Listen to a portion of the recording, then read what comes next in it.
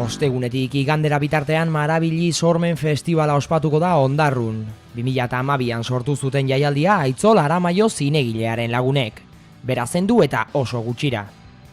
Izena bera ere zuzendariaren esaldi batetik hartu zuten eta Aitzole gustuko zituen diziplina artistiko ezberdinak herrian eskaintzeko helburua du jaialdiak. Zinematik abiatuta, musika, antzerkia eta beste hainbatera zabalduz. Bueno, aitzatu modun, alor ezberdinetako artistak herri txiki batea ekarti eta asteburu luze baten lau egunetan ziru, hemen eskaintza zabal-zabala eukitzi, zini, musiki, antzerkixe, umintzako gauzak.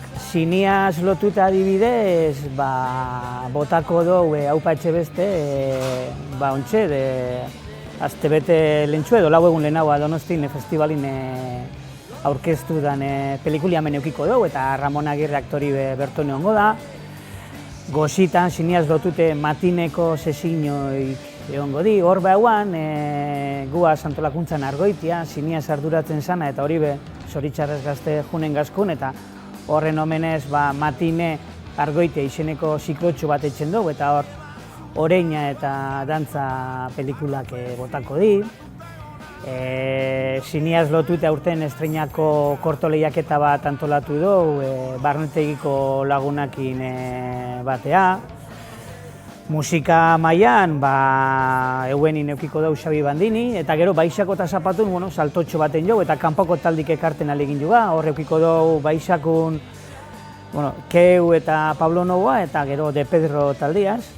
Eta Zapatun Lier, Donostiarrak eta The Babun Show, goigo esan da bilen taldi, egongo da hemen txaretun, eta izango da aukera bakarrenetako, ja hori talde handizio olako areto txiki baten halko dana ikusi. Zinin da zen gauza guztik, matinik edo haupa etxe beste horrek ondikan sarrera gehatzen di, eta aurrez erosileike Zurrumuru liburu dendan edo bertan egunin zinin. Kontzertutako, zoritxarrez edo zorizonez, bai De Pedro eta bai Babuneko sarrerak agortuteraz, jentik interesa gertu dago eta aurretik gaztadi, baina beste kontzertu batzuk engo di, doakuk, bai Jai Braian tabernan edo Portuko rampan, gaztetxin bai eta horretako sarrerak momentune hartu ahal izango di.